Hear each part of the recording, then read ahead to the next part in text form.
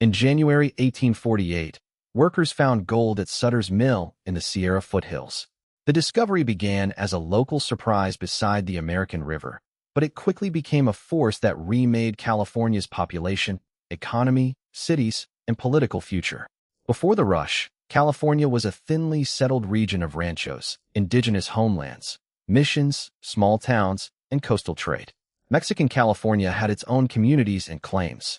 Gold did not create an empty frontier, it transformed a lived-in place. The news first traveled slowly, folded into letters, and printed in newspapers. Readers passed reports from hand to hand, trying to decide whether the stories were real. Each retelling made the discovery feel less like rumor and more like an invitation. By 1849, hesitation had become a flood. 49ers crossed the continent in wagons or endured long voyages by sea. They carried picks, shovels, savings, and supplies, but also the hope that one lucky strike could change an ordinary life.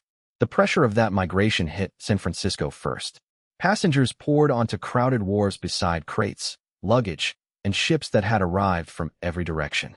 A small port became the doorway through which people, goods, money, and ambition entered California.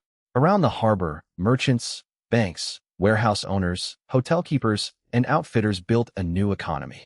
Gold may have been found inland, but San Francisco handled the tools, food, credit, shipping, and information that made the rush move at an unprecedented scale. Inland, miners worked riverbeds while camps grew into rough towns. Blacksmiths repaired tools, merchants sold supplies, ferrymen moved people and cargo, and transporters connected isolated claims to markets. Opportunity spread beyond the diggings, but so did instability. The rush came with a heavy cost. Competition over land, water, labor, and law intensified. Indigenous peoples and Mexican Californians saw long-standing homes and claims challenged as newcomers arrived, and new legal systems increasingly favored those with money, connections, and political power. The political consequences followed quickly. California's population boom, commerce, and strategic importance helped speed its admission to the Union in 1850. Statehood did not settle every conflict. It formalized new power structures shaped by coastal trade, inland extraction, and contested rights. That is the gold rush legacy. It did not simply make individual fortunes.